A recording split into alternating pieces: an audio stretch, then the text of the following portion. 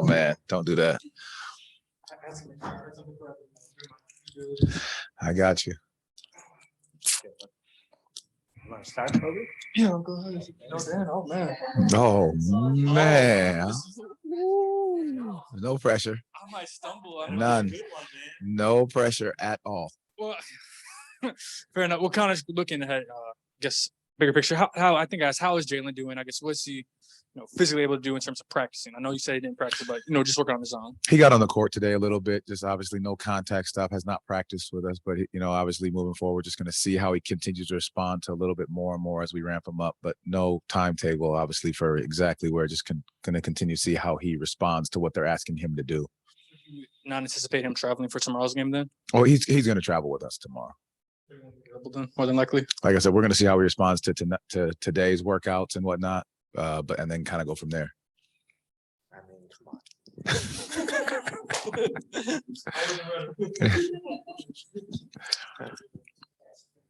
on. Coach, just how unique is Draymond Green? I mean, have you really seen a player like him in your day? He's just so different from really anybody that's really ever played the game at his style. He really is special. He's very unique in one, his care for the game, his knowledge of the game, and then just obviously the problems he creates out there on the floor. A selfless teammate, trying to find guys all the time. The guys keep moving because he knows he's going to find them. It's interesting you say that, because the other day I was listening to him on the podcast with the old man and the three, and he was just talking about the knowledge of the game and ball movement and guys just being able to share and push for one another, and that's his basketball IQ is so high, and then that other side of his competitive nature just takes over in games too as well. Coach Melissa Thomas with Florida National News, kind of piggybacking off of that on the Orlando side. When you first came, a lot of the guys were talking about the importance of like the culture that you were instilling in them. So I wanted to find out at this point in the season, are you still instilling certain like motivational things with them on a regular basis? And if so, like what kind of books or what kind of videos, what are you doing with them? It doesn't stop. Obviously, no matter what's going on throughout the year, you want to keep these guys growing and learning and understanding exactly the foundation that we're laying. And for me, it's always shown in how they respond. It's always shown in the way that they're encouraging each other. And so whether that's a book or a quote or a text message about an old quote from Kobe, a quote from Michael Jordan, a quote about loving the game, a quote about continuing to work no matter what's happening in life or on the court, you continue to share those things with these guys so they understand. Obviously, it's bigger than basketball, but they also understand when we come to work every day, it's about getting work done. Jamahl, Chris Cuff, 24 Flicks. Two questions. Number one, who's starting tonight? Number two, since you went back, talked about the team, what about you looking in the mirror? What kind of, from the beginning of the season to now, look at yourself and your growth through the season? There certainly have been a lot of trials and tribulations. Well, first of all, we're going to start with Cole Anthony, R.J. Hampton, Franz Wagner, Mo Bamba, Wendell Carter Jr. That'll be our starters for the night. As for reflection of throughout the year, it's been continuous learning, how to help these guys get better. And like at the question you asked is, how do we find different ways of doing that? Leaning in on the staff. And I said that from the beginning. It's going to be about leaning in on the staff, the organization. How do we build each other up and lift each other up every single day? And I think we talk about that's why the energy in the building and the spirit of these guys is so good, is because we're all trying to lift one another up. We're not skipping steps in building and creating a foundation. We're continuing to lift one another up to do the right thing and do it the right way. And when I look in the mirror every morning, I ask the same question that I did when I got the job. How do I serve? How do I help these guys become the best version of themselves, the players as well as the staff? With Jalen, he's obviously picked up quite a few injuries over the course of the season. He's obviously a highly competitive guy, but at some point, do you consider maybe holding him out with so few games left to ensure maybe he's 100% healthy heading into the offseason? Well, he and I actually just had a very good conversation a moment ago about just being able to, his competitive nature and what he wants to do and being around the team. And I think for that young man, I think playing is the thing that he loves to do the most. Being around his teammates is what he loves to do the most in these situations. So again, we'll focus on his health, which is obviously the biggest thing. And if he's healthy to go, then we'll have him out there on the court ready to play. You mentioned earlier that the Golden State's passing has been one of the more underrated parts of their system since Kerr's taken over. Because how much did that maybe influence your own offensive philosophies, even when you were in Dallas? And if not them, who have been the biggest influences on your offensive philosophies? Well, that's a good question. I really think that the pass is obviously, to me, it's the biggest thing in the game. On offense, obviously, just being able, the ball moves faster than bodies can. And I think that's what our guys, we try to help them understand. The more you dribble, the better defenses are. And if we can find a way to come off of it without the thought, that's why you've heard us from the beginning say decision making. How do we get these young guys as great decision makers?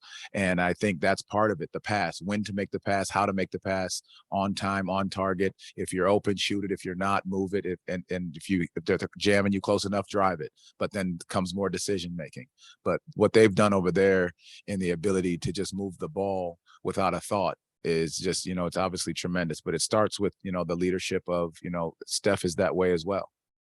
I guess, how much do you put chemistry, I guess, into the equation too? Because, sometimes if you don't have the chemistry, that can lead to, almost for you guys, like early season, a lot of turnovers, a lot of maybe passes not being as accurate or where they need to be. Like, how much does the chemistry need to be built in order to be able to play that kind of style? I think it's one of those situations that you have to look at which comes first. You're going to have to play together. You're going to have to turn it over some. You're going to have to go through those lulls to understand how you get better. So you can go back and look at help these guys make these decisions. So you have to go through those turnovers. You have to go through the little bumps on the head and the bumps in the road. Because you got to remember, they weren't always that level. Right. So they had to go through that process of turning it over, of falling down, of going through injury, of bouncing back, of figuring all these things out, creating that chemistry between Draymond and Clay and Steph and Andre. They had to create that at some point. And so it just took time, though. Christos Saltis on Zoom. Hello, Coach. Hope you're doing well. What do you expect to see from your players, speaking about the physicality, especially in the front court with Mo and Wendell? I expect to see them continue to be physical presence in the paint, being able to set solid screens, active, aggressive rolling to the rim, and then obviously finishing around the rim, and then defensively being able to protect at the rim in the paint. Maria from Tab Desportes. Hi, Coach. Hope you're well. You were mentioning the words growth, development, and also learning. So, on that perspective, what would you like to see from your guys when facing a top team like the Warriors? Well, the number one thing for us, I'd like to see our level of compete and fight against a very good Warriors team. And then just obviously to see in the pace of the game in which the Warriors play, being able to sit down and guard, understanding how we have to pressure the ball smartly, our weak side coming over, protecting the paint, just continue to do the things that we've harped on and made a focal point of protecting the rim and getting out to shooters. All right. Thank you, Coach Mosley. Thank you, guys.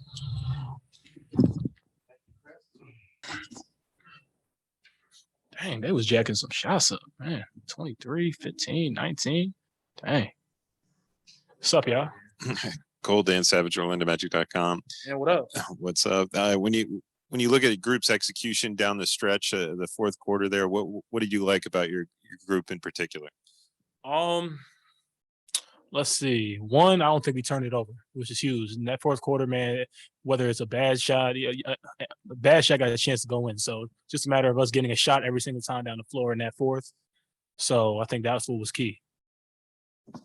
As you look at Franz, not only to knock down the 3 free throws, but to have that kind of execution, seeing the play with Chuma on the inbounds there down the stretch, what do you continue to see at a Franz? Oh, man, Franz he's terrific without the basketball. He's terrific with the basketball. Franz could play, man. I don't know really what else to say. He could hoop. I mean, I saw it here firsthand.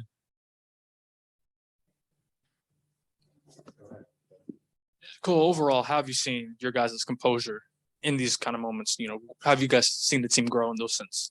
We haven't let adversity, like kind of like in that third quarter when they won their run, we haven't let that affect us. We still stay positive, we still stay engaged into the game, and we realize that it's 4 quarters in the game, we're not going to lose the game in one moment like that. So I think we just stay consistent, stay together, and that's what ultimately helped us win that game. Talk about Franz specifically. Early in the season, he was getting more on-ball reps. Now he's working, doing more work off-ball, kind of like early in the season. How have you seen him, I guess, adjust and flow, do whatever's asked of him offensively? I mean, just a dude like that is just super easy to play with, and just when you're extremely good with the ball, when you're extremely good without the ball, it just makes you super, super valuable. So, when I get back to hooping, like I can hoop a little bit tonight, it allows him to get some more looks off the ball, which give him easy buckets, which helps him ultimately get into a rhythm when he has the ball. So, definitely excited to see his progression. Continue to see his progression. Let me say that. Cole, Melissa Thomas, Florida National News. Saw a little bit post game where you kind of crashed Franz's interview afterwards. So kind of talk about just that dynamic you guys have in terms of celebrating each other's victories. Oh man, my boy Sweet Franz, man. We just all are super happy for each other. All want to see each other succeed, man. We just we just are very selfless on this team, man. It's not. No one's focusing on themselves. We all just do this for each other, and and that's special, especially in a business like this. And emphasis on the word business. This is a business. People forget that, so it's super dope when you have a culture like that. Thank you, everyone.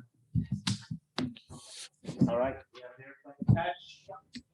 What did you see on that last out of timeout play that you were able to break open and get the slam to seal it? Well, obviously they were going to deny us, so the play was for me to catch the ball and shoot free throws, and I saw him kind of overplay me. And I saw Chuma seeing that too, so that's why I cut. Overall, what did you like about your group's execution down the stretch and in the second half?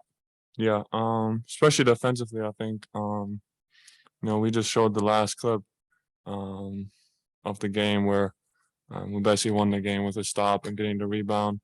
And I think that's what the coach has been stressing all year, to really hang our hats on that side of the floor. And I mean, I don't know, 94 points, yeah, it's not that many points, but it's really cool to beat a team like that, on the defensive end.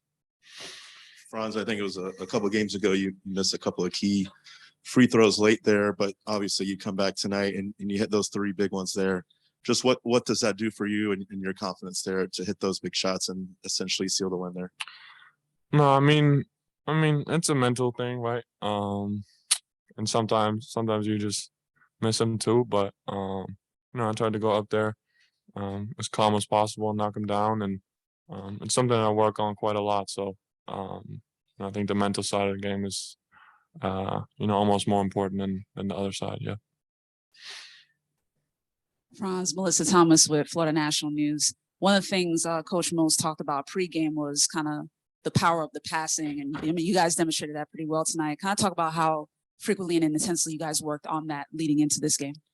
Yeah, I mean, we watched some of the clips from last game, and even though we don't score that many more than last game, it just felt different. Like you said, we moved the ball, gave each other opportunities to score, and just played for each other. And I think that creates an energy, that shows up on the other side of the floor as well, with people helping each other out on defense. And I think that's really important. That's what really good teams do. So we gotta continue to work on that.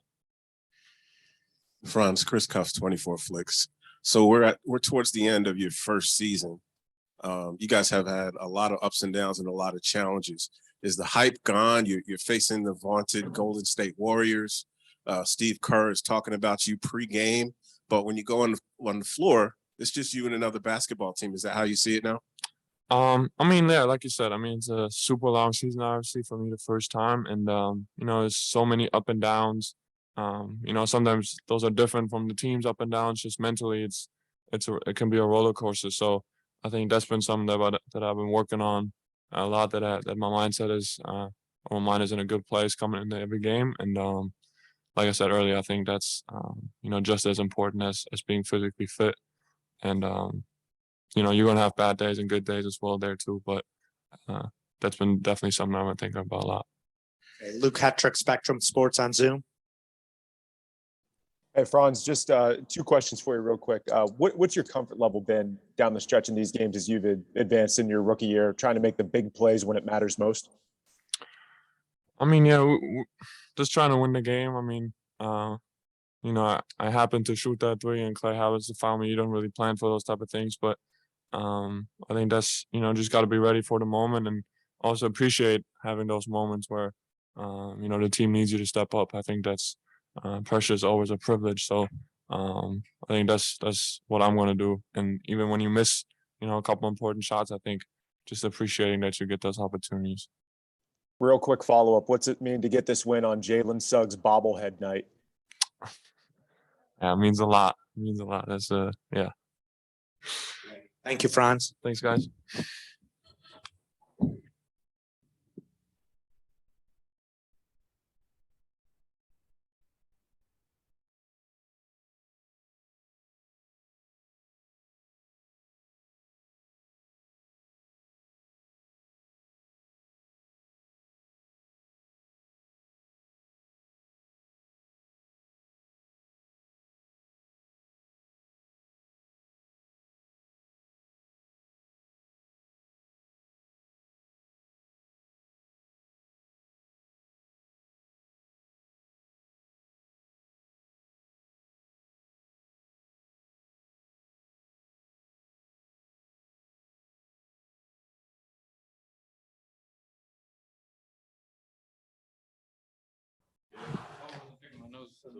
Oh, wow. All right, go ahead, Dan Savage.